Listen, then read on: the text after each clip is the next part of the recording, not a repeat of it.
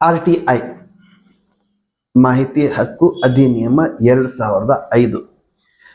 2005ರಲ್ಲಿ ಕೇಂದ್ರ ಸರ್ಕಾರ ಒಂದು ಒಳ್ಳೆ ವೆಪನ್ ಕೊಟ್ಟೈತಿ ಸಾರ್ವಜನಿಕರಿಗೆ, ಅದ ಮಾಹಿತಿ ಹಕ್ಕು. ದೇಶಾದ್ಯಂತ ಭ್ರಷ್ಟಾಚಾರನ ತೆಗಿಬೇಕಾದ್ರೆ ಅದಕ್ಕೆ ಇರೋದು ಒಂದೇ ಒಂದು ಅಸ್ತ್ರ ಶಸ್ತ್ರ ಅಂದ್ರೆ ಅದು ಮಾಹಿತಿ ಹಕ್ಕು. 2005 ಏನು ಅಮೆಂಡ್ಮೆಂಟ್ ಆಯ್ತು, ಅದಕ್ಕಿಂತ ಮೊದಲು 2 ವರ್ಷ ಇದು ಚರ್ಚೆಗೆ ಹಾಕಿದ್ರು. ಬೇಕಾ ಬೇಡವಾ, ಏನ್ ಬೇಕು, ಏನಿರಬೇಕು, ಏನ್ ಬೇಡ, ಏನ್ ಇರಬಾರ್ದು ಅನ್ನೋದನ್ನ ಚರ್ಚೆಗೆ ಹಾಕಿ ಕಟ್ಟ ಕಡೆದಾಗಿ ಮಾಹಿತಿ ಹಕ್ಕು ತಗೊಂಡು ಬಂದಿರೋ ಮಾಹಿತಿ ಹಕ್ಕಿನ ಮೂಲ ಉದ್ದೇಶ ಇಷ್ಟ: ಪಾರದರ್ಶಕತೆ ಇರಬೇಕು. ಹಂಗಾಗಿ ಪಾರದರ್ಶಕತೆ ಇರಬೇಕು. ಯಾವುದೇ ಸರ್ಕಾರ ಅಥವಾ ಸರ್ಕಾರ ಅನುದಾನಿತ ಅಥವಾ ಸರ್ಕಾರದಿಂದ ಯಾವುದೇ ವ್ಯಕ್ತಿ ಅಥವಾ ಸಂಸ್ಥೆ 1 ರೂಪಾಯಿನೂ ಅನುದಾನ ತಗೊಳಕತೈತಿ ಅಂದ್ರ ಅದು ಅಂಡರ್ RTI ಬರ್ತೈತಿ. ಸರ್ಕಾರದ ಅನುದಾನ ವ್ಯರ್ಥ ಆಗಬಾರ್ದು, ವೆಚ್ಚ ಆಗಬಾರ್ದು, ಎಲ್ಲಿ ಹೋತು ಅನ್ನೋದನ್ನ ಸ್ಟ್ಯಾಟಿಸ್ಟಿಕ್ ಆಗಿ ಲೆಕ್ಕ ಕೇಳುವಂತ ಒಂದು ಲೆಕ್ಕ ಪರಿಶೋಧಕ ಅಂತನ ಅನ್ಬಹುದು ಇದು RTI. ತೀರಾ ಇತ್ತಿತ್ತಲಾಗಿ ಸದನದೊಳಗೆ ಸ್ವಲ್ಪ ಸದ್ದು ಮಾಡ್ತಿದ್ದು. RTI ಕಾರ್ಯಕರ್ತರು ಭ್ರಷ್ಟಾಚಾರದ ಪಿತಾಮಹ ಅಂಥೇಳಿ. ಯಾಕೆ ಮಹಾನುಭಾವರು ಆ ಥರ ಅಂದರು ಗೊತ್ತಾಗವಲ್ದು. ಅದನ್ನು ಕೂಲಂಕುಷವಾಗಿ ಅವರು ಅಭ್ಯಾಸ ಮಾಡಿಲ್ಲ ಅಂತನೂ ಅನ್ಬೋದು ಅನ್ಸುತ್ತೆ.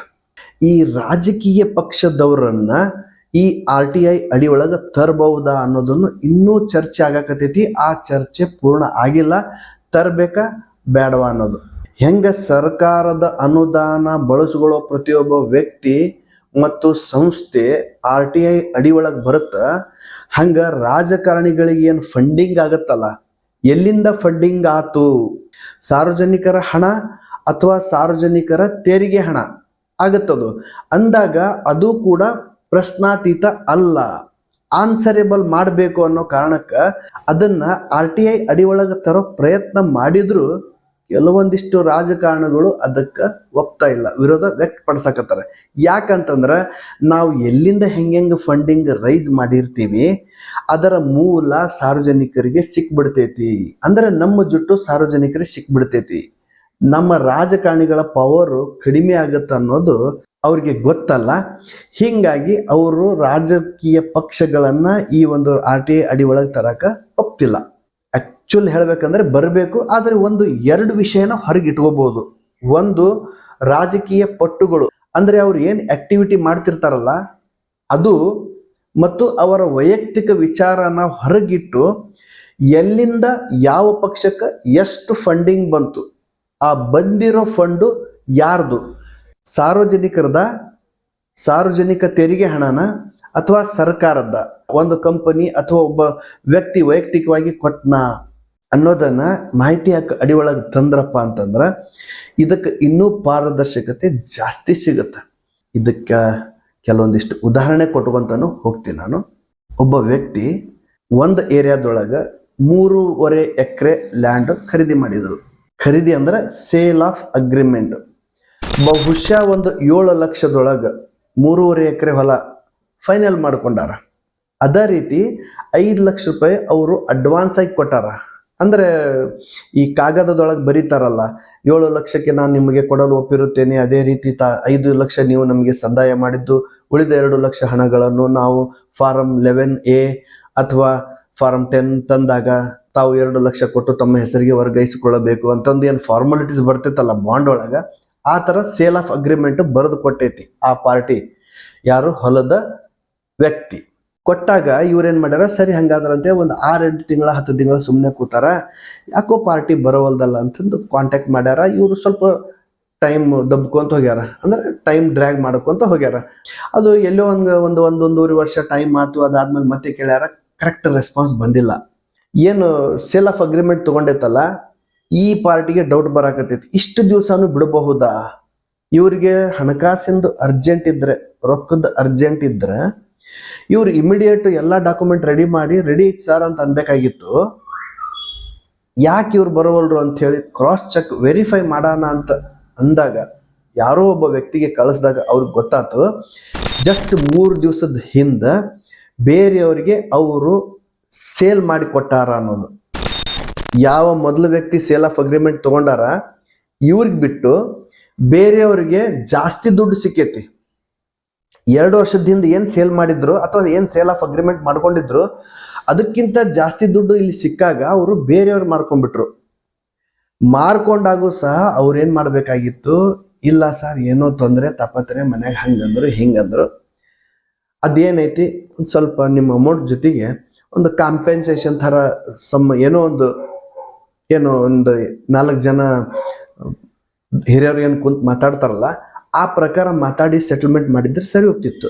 ಆದ್ರೆ ಇನ್ನೂವರೆಗೂ ಆ ವ್ಯಕ್ತಿ ಸೇಲ್ ಆಫ್ ಅಗ್ರಿಮೆಂಟ್ ಕೊಟ್ಟಿರೋರಿಗೆ ಅವ್ರ ದುಡ್ಡನ್ನು ವಾಪಸ್ ಕೊಟ್ಟಿಲ್ಲ. ಅಂದಾಗ ಸೇಲ್ ಆಫ್ ಅಗ್ರಿಮೆಂಟ್ ಬರೆಸ್ಕೊಂಡಿರೋ ವ್ಯಕ್ತಿ ಏನ್ ಹೇಳಿದ್ರು, ಏನ್ ಮಾಡೋಣ ಅಂತಂದ್ರು. ಆಯ್ತು, ಸಂಬಂಧಪಟ್ಟ ಒಂದು ವಕೀಲರಿಗೆ ಭೇಟಿಯಾಗಿರಿ ಅಂತ ನಾವು ಹೇಳಿದ್ವಿ. ಅವರು ವಕೀಲರ ಹತ್ರ ಹೋದ್ರು, ಅದನ್ನ ಕೇಸು ಕೂಡ ಮಾಡೋದಕ್ಕೆ ಪ್ರಯತ್ನ ಪಟ್ರು. ಅದಕ್ಕಿಂತ ಬಿಫೋರ್ ಅವ್ರು ಏನ್ ಮಾಡಿದ್ರು ಅಂದ್ರೆ RTI ಒಳಗ ಮೊರೆ ಹೋದ್ರು. ಯಾವ ರೀತಿ ನಮಗ್ ಕೊಟ್ಟಿರೋ ಹೊಲನ ಬೇರೆಯವರಿಗೆ ಬರೆದು ಕೊಟ್ರಿ ಅಂತ ಹೇಳಿ ಸಬ್ ರಿಜಿಸ್ಟ್ರಾರ್ ಕೇಳಿದ್ರು, ತಹಶೀಲ್ದಾರ್ ಅವ್ರು ಕೇಳಿದ್ರು. ಸಮರ್ಪಕವಾದ ಉತ್ತರ ಅವ್ರಿಗೆ ಸಿಗಲಿಲ್ಲ. ಏನೇನೋ ಉತ್ತರ ಕೊಟ್ಕೋತ ಬಂದ್ರು.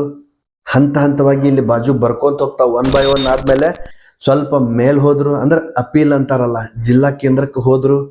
ಅಲ್ಲಿಯೂ ಸಹ ಬಹುಶಃ ಅವರಿಗೆ ಸಮರ್ಪಕ ಉತ್ತರ ಸಿಕ್ಕಿಲ್ಲ ಅಂತ ಅನ್ಸುತ್ತ. ಯಾಕಂತಂದ್ರೆ ಹೈಯರ್ ಅಥಾರಿಟಿ ಆಗ್ತಾರಲ್ಲ, ಏನೋ ಒಂದು ನೈಸ್ ಮಾಡಿ ಕೂರಿಸಿ ಟೀ ಕಾಫಿ ಕುಡಿಸಿ ಕಳಿಸ್ಬಿಟ್ಟಿರಬಹುದು ಅಂತ ಒಂದು ಅಂದಾಜು. ಅಲ್ಲಿಂದ ಅವ್ರು ಹತಾಶರಾದ್ರು. ಯಾವಾಗ ಅವ್ರಿಗೆ ಮಾಹಿತಿ ಹಕ್ಕು ಅಡಿ ಒಳಗ ಮಾಹಿತಿ ಸಮರ್ಪಕ ಸಿಗಲಿಲ್ಲ ಅವಾಗ ಪೇಚಾಡಿದ್ರು ಅವರು. ಆಯ್ತು ಸರ್, ನಾವು ಇನ್ನೇನು ಕೋರ್ಟ್ ಮೊರೆ ಹೋಗ್ತೀವಿ ಅಂತ ಹೇಳಿ ಸಿವಿಲ್ ಹೋಗ್ತೀನಿ ಅಂತಂದ್ರು. ಆಯ್ತು, ನಿಮ್ಮ ಅನುಕೂಲ ಅಂತ ಹೇಳಿದ್ವಿ. ಅದಾದ್ಮೇಲೆ ನಮಗೆ ರಿಕ್ವೆಸ್ಟ್ ಮಾಡಿದ್ರು. ರಿಕ್ವೆಸ್ಟ್ ಮಾಡಿದ ಮೇಲೆ ಟೈಮ್ ಮುಗಿಯಾಕತ್ತೈತಿ ಅನ್ನೋದು ಗೊತ್ತಾಗಿ ಆಯೋಗಕ್ಕೆ ಹೋಗ್ರಿ ಅಂತ ನಾವು ಹೇಳಿದ್ವಿ. ಯಾಕೆ ಈ ಪ್ರೋಸೆಸ್ ನಿಮಗೆ ನಾನು ಹೇಳಾಕತ್ತೀನಿ, ಸದನದೊಳಗೆ ಏನು ಸದ್ದಾತಲ್ಲ, RTI ಕಾರ್ಯಕರ್ತರ ಭ್ರಷ್ಟಾಚಾರದ ಪಿತಾಮಹ ಅಂತೇಳಿ, ಹಂಗಾಗಲ್ಲ ಅನ್ನೋದನ್ನ ಪದೇ ಪದೇ ಒತ್ತಿ ಹೇಳೋದ್ರ ಜೊತೆಗೆ ಸಾರ್ವಜನಿಕರಿಗೆ ಇದರ ಬಗ್ಗೆ ಅರಿವು ಮೂಡಬೇಕು, ಮಾಹಿತಿ ಸಿಗಬೇಕು ಅನ್ನೋ ಕಾರಣಕ್ಕೋಸ್ಕರ ಇದನ್ನ ನಿಮ್ಗೆ ಸ್ಟೆಪ್ ಬೈ ಸ್ಟೆಪ್ ನಾನು ಹೇಳ್ಕೊಂತ ಹೊಂಟೀನಿ. ಸರಿ, ಆ ವ್ಯಕ್ತಿಗೆ ಆಯೋಗಕ್ಕೆ ಹೋಗೋದಕ್ಕೆ ನಾವು ಹೇಳಿದ್ವಿ. ಇಲ್ಲ ಸರ್, ನಮ್ಗೆ ಸ್ವಲ್ಪ ಯಾಕೋ ಗೊತ್ತಾಗ್ತಾ ಇಲ್ಲ, ಅರ್ಥ ಆಗ್ತಾ ಇಲ್ಲ ಅಂದಾಗ ಏನು ಮಾಡಬೇಕು ಅಂದಾಗ ಸ್ವಲ್ಪ ನೀವೇ ಜವಾಬ್ದಾರಿ ತಗೊಳ್ರಿ ಅಂತ ಹೇಳಿದಾಗ ನೆಕ್ಸ್ಟ್ ಪ್ರೊಸೀಜರ್ನ ನಾವು ಅವ್ರಿಗೆ ಹೇಳಬೇಕಾಯ್ತು. ಆ ಪ್ರೊಸೀಜರ್ ಬಹಳ ಲೆಂದಿ ಇತ್ತು. ಯಾವ ಒಂದು ಜಿಲ್ಲಾ ಕೇಂದ್ರಕ್ಕೆ ಹೋಗಿ ಅವ್ರ ಮಾಹಿತಿ ಕೇಳಿದಾಗ ಸಮರ್ಪಕ ಮಾಹಿತಿ ಸಿಕ್ಕಿಲ್ಲ, ಅಲ್ಲಿಂದ 90 ದಿವಸ ಅನ್ನೋದ್ರೊಳಗೆ ಆಯೋಗಕ್ಕೆ ಹೋಗ್ಬೇಕಾಗಿತ್ತು. ಆದರೆ 88 ದಿವಸ ಅವರು ಸುಮ್ಮನೆ ಕೂತಿದ್ರು. ಜಸ್ಟ್ 2 ದಿವಸ ಉಳಿದಿತ್ತಲ್ಲ. ಸರ್, ದಯವಿಟ್ಟು ಏನಾದರೂ ಮಾಡಿ ಅಂತಂದಾಗ ನಮ್ಗೆ ಟೈಮ್ ಸಿಗಲಿಲ್ಲ. ಅದನ್ನ ರೆಕಾರ್ಡ್ ಮಾಡಕ್ಕೆ ಅಂದ್ರೆ ಡೀಟೇಲ್ ಆಗಿ ನಿಮಗೆ ತೋರ್ಸಕ್ಕೆ ಆಗಲ್ಲ.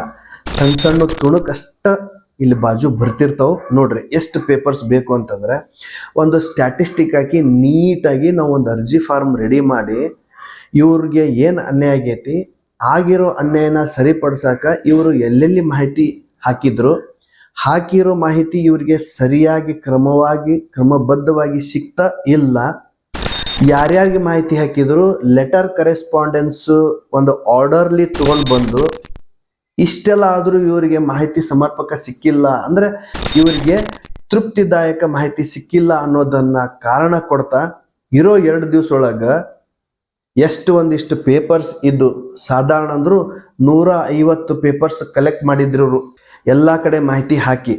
ಆ 150 ಪ್ಲಸ್ ಈಗೊಂದು ನಾವೇನು ಆಯೋಗಕ್ಕೆ ಹೋಗ್ಬೇಕಲ್ಲ ಅದರದ್ದು ಅರ್ಜಿ ಫಾರ್ಮು ಮತ್ತೆ ಅದಕ್ಕೆ ಸಂಬಂಧಪಟ್ಟಂಗ ಸಪೋರ್ಟಿಂಗ್ ಕೆಲವೊಂದಿಷ್ಟು ಅರ್ಜಿಗಳು ಎಲ್ಲಾ ಸೇರಿದ್ರಂದ್ರೆ ಹೆಚ್ಚು ಕಡಿಮೆ 160-170 ಒಂದು ಫೈಲ್ ಆಗುತ್ತೆ. ಇಂಥ ಫೈಲು 3 ಸೆಟ್ ಮಾಡಬೇಕು. 3 ಸೆಟ್ ಮಾಡಿ ಆಯೋಗಕ್ಕೆ ಅಂದ್ರೆ ಕಮಿಷನರ್, ಸ್ಟೇಟ್ ಕಮಿಷನರ್ಗೆ ನಾವು ಮತ್ತೆ ಮೇಲ್ಮನವಿ ಹಾಕಬೇಕು. 1 ಅವರ್ ಕೂಡ ನಮಗೆ ಬಹಳ ಇಂಪಾರ್ಟೆಂಟ್ ಇತ್ತು. ಹಿಂಗಾಗಿ ಡೇ ನೈಟ್ ವರ್ಕ್ ಮಾಡಿ ಇನ್ ಟೈಮ್ ಒಳಗ ಆಯೋಗಕ್ಕೆ ನಾವು ಹಾಕಿವಿ. ಯಾಕೆ ಅವರು ಅಧಿಕಾರಿಗಳು ಮಾಹಿತಿ ಕೊಡ್ಲಿಲ್ಲ, ಸಮರ್ಪಕ ಕೊಡ್ಲಿಲ್ಲ, ಮಾಹಿತಿ ಕೊಟ್ಟಾರ ಆದ್ರೆ ಸಮರ್ಪಕ ಮಾಹಿತಿ ಕೊಟ್ಟಿಲ್ಲ. ಇವರಿಗೆ ಸೇಲ್ ಆಫ್ ಅಗ್ರಿಮೆಂಟ್ ಬರೆದು ಕೊಟ್ಟಿದ್ದು ಖರೆ, ಇವರಿಗೆ ಮೋಸ ಮಾಡಿ ಬೇರೆಯವರಿಗೆ ಖರೀದಿ ಕೊಟ್ಟಿದ್ದು ಖರೆ. ಅದರದ್ದು ಮೊಟೇಶನ್ ಕಾಪಿ ಬಂದೈತಿ. ಆದ್ರೆ ಇವ್ರಿಗೆ ಗೊತ್ತಾಗೈತೆ ಅಂತ ಹೇಳಿದ್ನಲ್ಲ, ಆಮೇಲೆ ಬೇರೆ ಒಬ್ಬ ವ್ಯಕ್ತಿ ಕಳಿಸಿ ಪತ್ತೆ ಹಚ್ಚಿದಾಗ ಇವ್ರಿಗೆ ಗೊತ್ತಾಯ್ತು ಅಂತ ಹೇಳಿದ್ನಲ್ಲ, ಸೇಲ್ ಆಫ್ ಅಗ್ರಿಮೆಂಟ್ ತಗೊಂಡಿರೋ ವ್ಯಕ್ತಿಗೆ ಅವರು ಅಬ್ಜೆಕ್ಷನ್ ಹಾಕಿದ್ರು ಕೂಡ ತಹಸೀಲ್ದಾರ್ ಅವರು ಅದನ್ನ ಕನ್ಸಿಡರ್ ಮಾಡಲಿಲ್ಲ.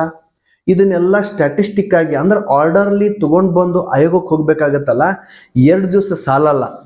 ಈ ತರ ಪ್ರೊಸೆಸ್ ಮಾಡ್ಬೇಕಾತಂದ್ರೆ ನಮಗೆ ಏನು ಬೇಕು ಮಾಹಿತಿ, ಆ ಮಾಹಿತಿ ತಗೋಬೇಕಾದ್ರೆ ಮಾಹಿತಿ ಹಕ್ಕು ಅಡಿ ಒಳಗೆ ತಗೋಬೇಕಾಗತ್ತಲ್ಲ. ಒಬ್ಬ ವ್ಯಕ್ತಿಗೆ ಅನ್ಯಾಯ ಆಗ್ಬಾರ್ದಲ್ಲ. ಇವ್ರಿಗೆ ಬೇಕಾಗಿರೋ ಸಮರ್ಪಕ ಮಾಹಿತಿ ಹಕ್ಕು ಒಳಗ ಯಾಕೆ ಅಧಿಕಾರಿಗಳು ಕೊಡ್ತಿಲ್ಲ? ಇದನ್ನ 90 ದಿವಸ ಇನ್ನೇನು ಮುಗಿಯಾಕ ಬಂದಿತ್ತು, 2 ದಿವಸ ಟೈಮ್ ಇತ್ತು ಅಂತ ಹೇಳಿದ್ನಲ್ಲ ಆಯೋಗಕ್ಕೆ ಹೋಗಾಕ. ಅದಕ್ಕಿಂತ ಬಿಫೋರ್ ಸ್ಟೆಪ್ ಬೈ ಸ್ಟೆಪ್ ಅಂದ್ರೆ ಹಂತಗಳು ಇರ್ತಾವಲ್ಲ, ಸುಮಾರು 3 ರಿಂದ 4, 5, 6 ತಿಂಗಳು ಇವ್ರು ವರ್ಕ್ ಮಾಡ್ಯಾರ.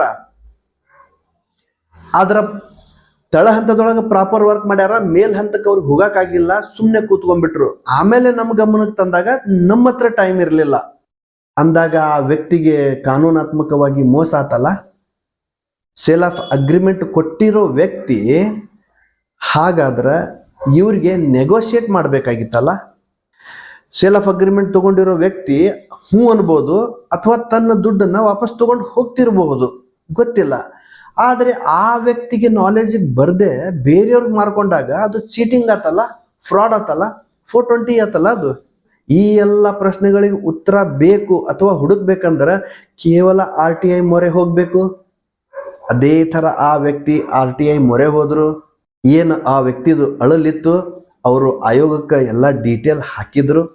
ಮುಂದಿನ ಪ್ರೋಸೆಸ್ ಏನು ಅನ್ನೋದನ್ನ ನೆಕ್ಸ್ಟ್ ನಿಮ್ಗೆ ಡೀಟೇಲ್ ಆಗಿ ತೋರಿಸೋ ಪ್ರಯತ್ನನೂ ಮಾಡ್ತೀನಿ, ಅದರ ಮಾಹಿತಿನೂ ಕೊಡೋ ಪ್ರಯತ್ನ ಮಾಡ್ತೀನಿ. ಅದೇ ಥರ ಇದೇ ವಿಚಾರವಾಗಿ ಮುಂದಿನ ಸಂಚಿಕೆ ಜೊತೆಗೆ ನಾನು ನಿಮ್ಗೆ ಸಿಗೋ ಪ್ರಯತ್ನ ಮಾಡ್ತೀನಿ ಅಂತ ಹೇಳ್ತಾ, ಜೈ ಹಿಂದ್.